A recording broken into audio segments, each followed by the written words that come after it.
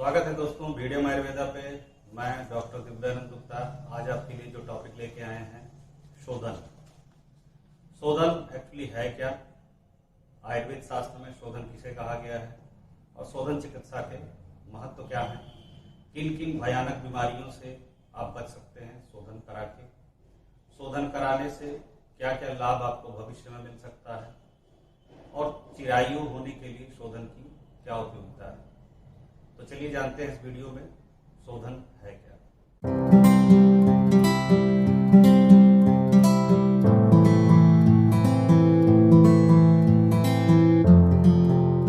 दोस्तों, जैसा कि नाम से ही प्रतीत होता है शोधन, शोधन अर्थात प्यूरिफिकेशन, डिटॉक्सिफिकेशन या सफाई करना।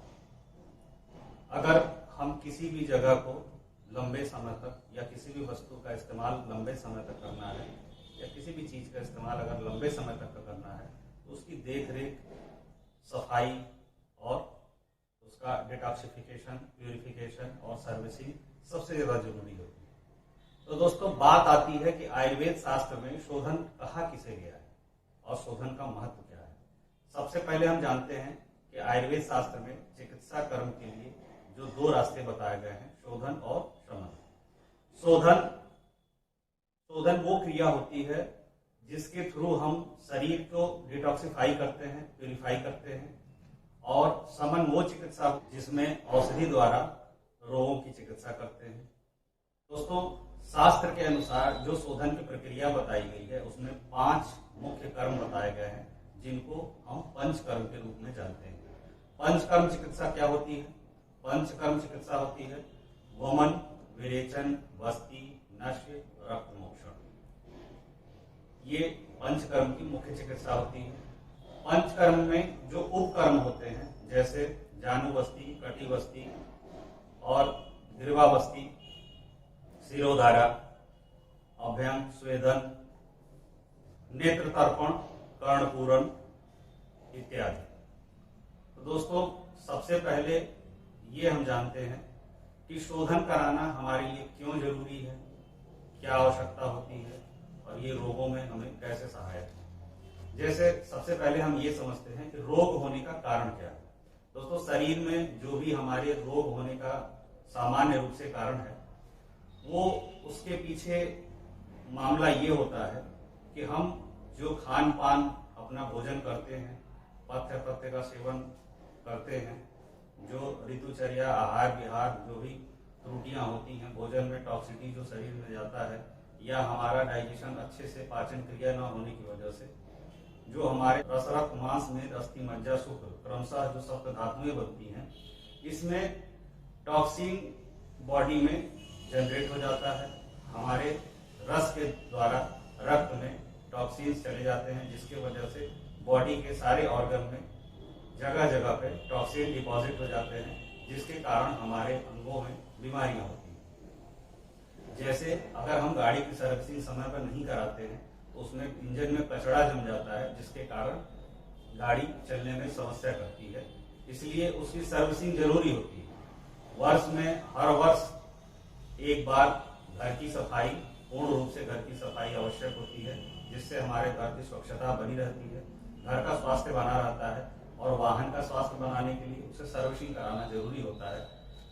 इसी प्रकार हमारे शरीर में जो भी टॉक्सिटी स्टोर हुआ है इसको डिटॉक्सिफाई करने के लिए जो आयुर्वेद शास्त्र में सबसे उत्तम व्यवस्था बताया गया है शोधन, जिसमें 5 कर्म है, वमन, विरेचन, बस्ती, नश्य, रक्त मोक्षण, और इसके उपकर्म भी हैं जो हमने बताया। दोस्तों, हमारे जीवन में डिटॉक्सिफिकेशन की उपयोगिता इसलिए है कि कहीं भी अगर गंदगी जमती रहती है, या घर हो या गाड़ी हो या आपका अपना शरीर हो, अगर टॉक्सिटी स्टोर हो रही है तो उस जगह को या उस शरीर को या इस वाहन को बर्बाद होते समय नहीं लगेगा।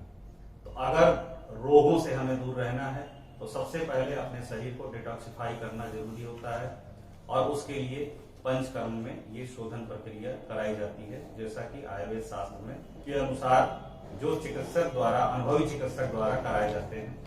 पंचकर्म या शोधन या जो भी चीजें हैं इनको घर पे करने की कभी कोशिश न करें। हमेशा एक प्रशिक्षित चिकित्सक के अंडर ये सारी प्रोसेस करने का कोशिश करें। सुबह से लेकर सायंकाल तक, यानी सुबह जगने से लेकर के रात को सोने तक हम कहीं ना कहीं किसी माध्यम से अपने शरीर का शोधन करते हैं। जैसे बाल की सफाई करना, शरीर के ऊपरी चमड़ी की सफाई करना, हाथ पैर की सफाई करना, मुंह का दंत धावन यानी ब्रश करना, ये सब सारी चीजें जो प्रक्रिया है, सफाई की प्रक्रिया है, ये भी शोधन के अंतर्गत आता है, जो हमारे पूर्वजों द्वारा, ऋषियों द्वारा बनाई हुई है, जिसके कारण हमारी दिनचर्या सुचारू रूप से चलती है, जिसके कारण हम स्वास्थ्य में लाभ प्राप्त करते हैं।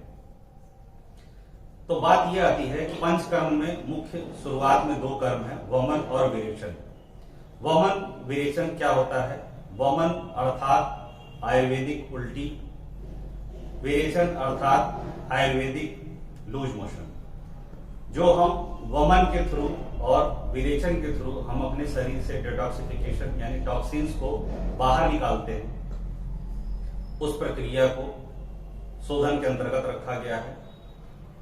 दोस्तों, पंचकर्म जो भी प्रोसेस है, जो भी क्रिया है, सारी क्रियाओं को, चाहे वमन हो, विरेचन हो, वस्ती हो या नस्य रक्त मोक्षण हो, इसको 3 भागों में डिवाइड किया जाता है: पूर्व कर्म, प्रधान कर्म, पश्चात कर्म। पूर्व कर्म में उस प्रधान कर्म, मुख्य कर्म की तैयारी की जाती है, जिसमें अभ्यंग स्वेदन होता है, स्नेहपान होता है। मुख्य कर्म में वमन, विरेचन, वस्ती, नस्य रक्त मोक्षण ये कराया जाता है। इसके बाद पश्चात कर्म में मुख्यतः 2 कर्मों में, वमन और विरेचन में संसर्जन कर्म कराया जाता है, जिससे आपकी जो अग्नि कर्म के द्वारा बुझ गई है जठराग्नि, उसको तीक्ष्ण और अपने सम्य अवस्था में लाने के संसर्जन कर्म बहुत ही आवश्यक होता है। दोस्तों, पंचकर्म चिकित्सा या पंचकर्म प्रोसेस कभी भी एक अनुभवी चिकित्सक या अच्छे पंचकर्म सेंटर में ही कराएं।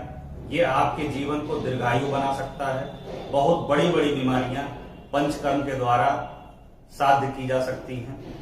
अगर हमें कैंसर तक भयावह बीमारी, भगंदर, cancer, piles, fissure, fistula, even infertility में जो माताओं बहनों को गर्भधारण नहीं होता है और जिनका फिलोपियन ट्यूब ब्लॉकेज होता है, उसमें फिलोपियन ट्यूब नेचुरली खोलने के लिए उत्तरवस्ती का विधान बताया गया है। और हमारे जो मेल रोगी हैं उनमें एजोस्पर्मिया की कंडीशन या ईडी की कंडीशन, इरेक्टाइल डिस्फंक्शन या वाजीकारण, बेहतरीन वाजीकारक औषधियां चलाने से पहले हम शोधन का प्रयोग करते हैं। शोधन का उसमें बहुत ही अच्छा रोल है। दोस्तों, अगर किसी रोगी को कोई विकराल रोग हो चुका है या कोई भयावह रोग है, तो उस रोगी का इलाज अगर मेडिसिन उस पर काम नहीं कर रहा है, तो इट मीन्स उसके बॉडी में डिटॉक्सिफिकेशन नहीं हो पा रही है। कहीं ना कहीं टॉक्सिटी इतनी ज्यादा है कि औषधियां उस पर काम नहीं कर रही है। इसके लिए सबसे उत्तम व्यवस्था शोधन में है। पंचकर्म उसको कराइए और उसके बाद उन औषधियों का असर लगभग 2 गुना, 4 गुना, 10 गुने तक बेहतर रिस्पांस मिलने लगता है। वाजीकारक और रसायन औषधियां चलाने के लिए सबसे बेहतरीन उपाय यह है कि आप उस रोगी को शोधन प्रक्रिया के थ्रू पहले उसको डिटॉक्सिफाई करें, फिर उसके बाद की उन औषधियों का लाभ 2 गुना, 4 गुना, 10 गुना तक बेहतर मिलता है। दोस्तों, आज के वीडियो में हमने ये जाना कि पंचकर्म किस प्रकार हमारे लिए उपयोगी है, किन किन रोगों में हम पंचकर्म को जो है बेहतर रिस्पांस ले सकते हैं। दोस्तों, सामान्य सरल भाषा में और ऑथेंटिक आयुर्वेद और सब बीमारियों के बारे में जानकारी के लिए हमारे चैनल को लाइक, सब्सक्राइब और शेयर करते रहिए, ताकि सारे लोगों को लाभ मिलता रहे और आने वाले भविष्य में सब लोग सुखी और निरोगी हो सके। नमस्कार दोस्तों।